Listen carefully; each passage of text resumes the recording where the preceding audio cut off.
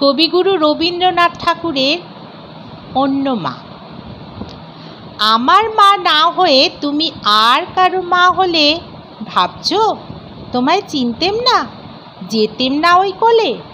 মজা আরও হতো ভারী, দুই জায়গায় থাকতো বাড়ি।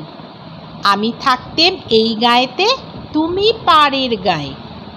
এইখানেতেই দিনের বেলা যা কিছু সব হতো খেলা। দিন ফুরলেই তোমার কাছে পেরিয়ে যেতেম নাই।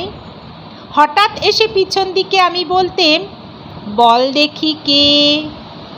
তুমি ভাবতে চেনার মতো, চিনি নে তো তবু।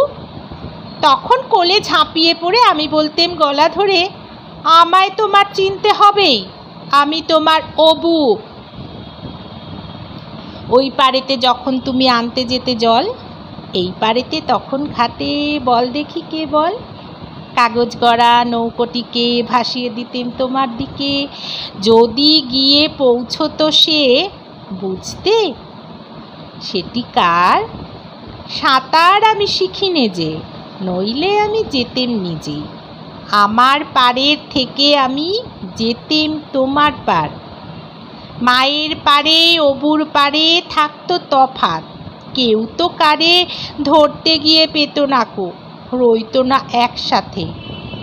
দিনের বেলায় ঘুরে ঘুরে দেখা দেখি দূরে দূরে, সন্ধে বেলায় মিলে যেত অবুতে আর মাতে।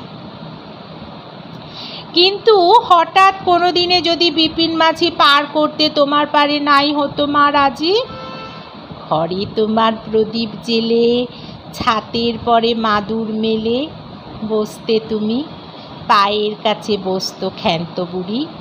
উঠতো তারা 7 ভাইয়েতে, ডাকতো শেয়াল ধানের খেতে। পুরো ছায়ার মতো বাদুর কোথায় যেত উড়ি। তখন কি মা দেরি দেখে ভয় পেতে না থেকে থেকে?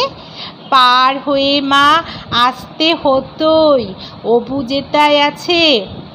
তখন কি আর ছাড়া পেতে? দিতেম কি আর ফিরে যেতে? ধরা পড়তো মায়ের ওপার অবুর পাড়ের কাছে। নমস্কার।